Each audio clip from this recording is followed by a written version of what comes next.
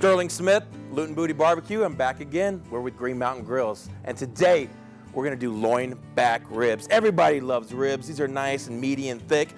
You know, I can cook these all by myself, but cooking's better with a friend. So who did I bring in? You've seen him on the competition scene.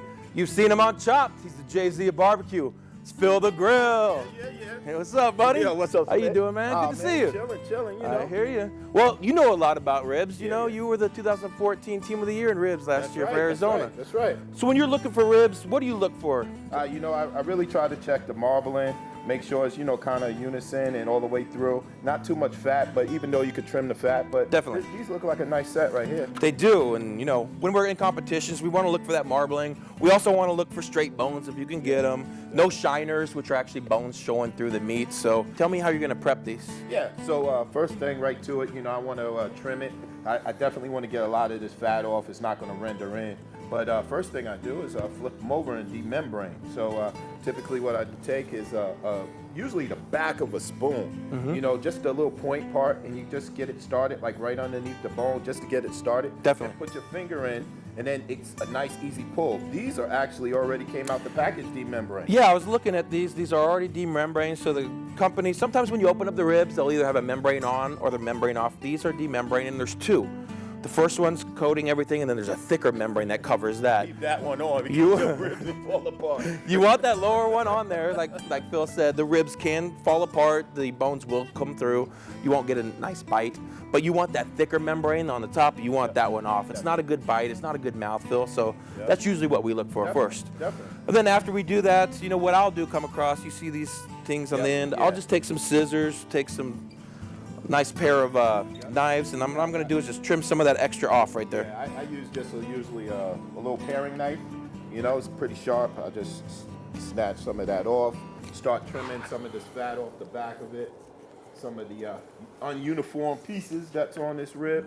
Exactly. Get that on off of here. Exactly. So That's exactly what I look for. And like I said, we're not trimming too much off the back. We're just getting some of the thicker pieces of fat off. Anything that's dangling we want to get off. And then we're not going to trim too much off of these. After we do the backs, we're going to flip them over and look at the front. And I saw you had some of that thicker nice pieces. So show us how you trim that off. Again, with the paring knife, I try to get it started so I'm not going to dig in and then get a shiner. And basically a shiner is just exposed bone. Exactly. You know, you really get dinged in the competition if you have a shiner or if you have exposed bone. You know, no matter how good your ribs taste, if they see that bone, you're gonna really get dinged. I hear you. So now we got our ribs trimmed up. They're looking awesome. You squared these off, got some of that extra fat off the back. They're demembraned. Now we're gonna season them up. What are you gonna use on yours, Phil? Well, I'm gonna start off with this pork rub for my first layer. Perfect. Then I'm gonna go down to the garlic, the roasted garlic and chipotle to give a little bit of pop. Definitely, definitely. And I'm doing the same thing. I'm gonna start with the pork rub, and I'm gonna add this sizzle rub. It's a nice seasoning blend. It's got some sizzle. salt, pepper, a little bit of heat in it. There you go. We're bringing it on this rack, so let's get these seasoned up and get them on the smoker. Let's do it. Perfect. Now, when you're seasoning, do you have any good techniques you like to use? Or? Yeah, you know, I like to rub them down usually first with a little bit of olive oil, and then just try to let the seasoning sit. So I'll do my first layer, and then I'll go over with my second layer on top, and then let them sit for about 20 minutes before I flip them over. Just let that seasoning kind of penetrate in, you know? Definitely. I do the same thing. I think that allows all, like you said, to penetrate in. It allows the salt, the pepper to get down into the meat. Adds some great flavor. Yeah, you know, I've done in the past where I season them for long periods of time, and I noticed that with the salt content, it kind of dries out a little more during the cook. So I actually like to start cold, like before I'm about to put them on the grill. Okay, Yeah, perfect. definitely. I do the same thing. I like about 30 minutes. It allows the salts to create like a salt cap. And then that helps everything stick into the meat as well. So sometimes in competition, we'll actually wrap our meat and wrap it in foil or butcher's paper, whatever we're doing. And if you wrap too early, sometimes those seasonings will get washed off. So you want to make sure the seasoning are set directly into the meat. And that's why, like, you know, with the oil, the olive oil starting I don't like to use mustard on ribs. You know, some people do, but that's their preference, you know. But Hey, I save mustard for hot dogs, baby. I don't know about you.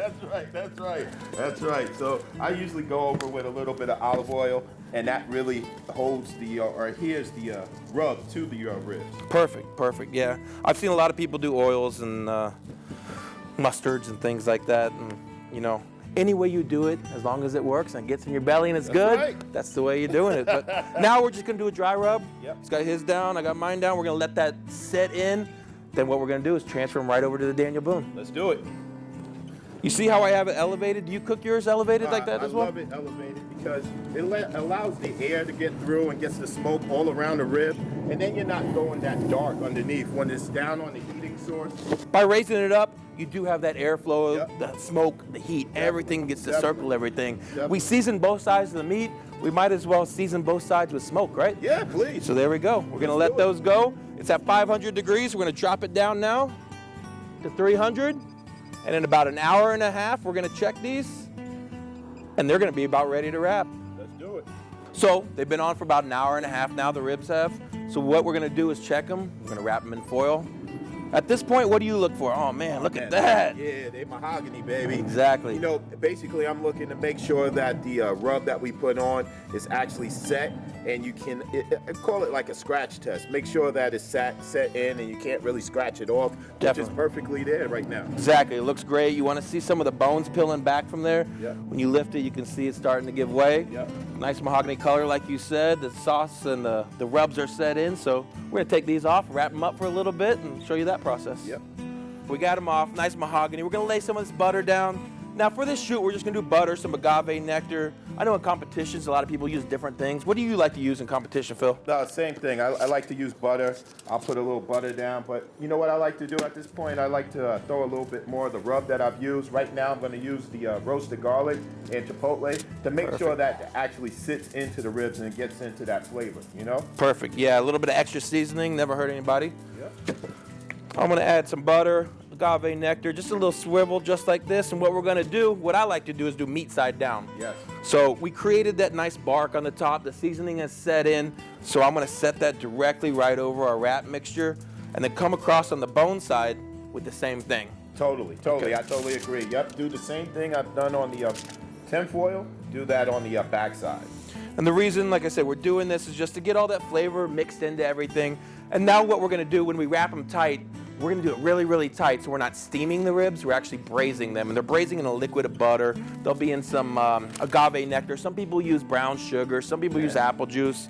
So for this shoot, we're just gonna do, you know, some butter, get some nice richness in there, and then agave nectar is gonna add some sweetness. Definitely. And you know what I like about the agave? It's not that sweet. You know, a lot of people use honey, but you know, I think with the brown sugar and the honey, I think the agave is a nice blend where it's not too candy.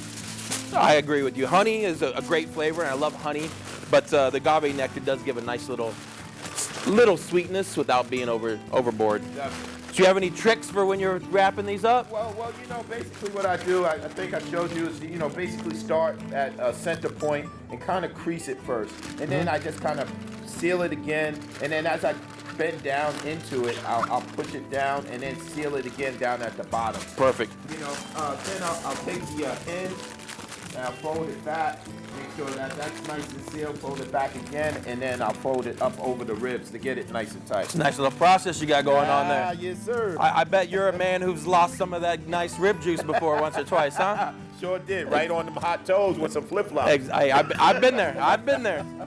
That's a good reason why we double foil too. We'll take 2 pieces of foil in case one, you know, these little pieces that may break through a foil. We double foil, and then we also do it really, really tight. And like I said, what it's gonna do is braise the meat as opposed to steam the meat. And once they've been foiled really tight, we're gonna put them back on the smoker right on that top rack at 300 degrees. We're gonna check them in about 30, 45 minutes. They should be ready to go. Put some sauce on it, set it, ready to cut them up and eat them. What do you think? Let's get them, baby. Let's do it, baby. Oh, yeah. So when you're opening the foil and you're looking at the ribs at this point after they've been back in the foil, are you looking for anything particular? Yeah, you know, I'm definitely checking the flex on them. But, you know, what I like to do, too, is, you know, after I get them open, I take my thermometer and then pretty much poke right through the meat here. In between the bones? Yep, in between the bones. Okay, perfect. And are you looking for a certain temperature? Or? Not really. I'm just looking for a feel. I want to make sure when I poke right between the bones into that meat, it feels like butter. Oh, okay. Let me try these out and see what you...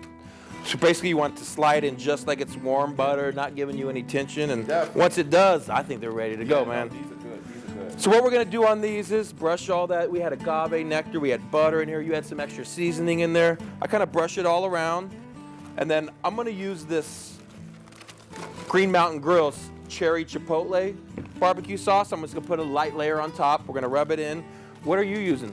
You know what? I'm going to use the OG Pitmaster Green Mountain sauce, and I'm also going to mix it up with a little cattle drive. So you're gonna do a little collabo. You know, I always P. Diddy my sauce. You gotta P. Diddy it, baby.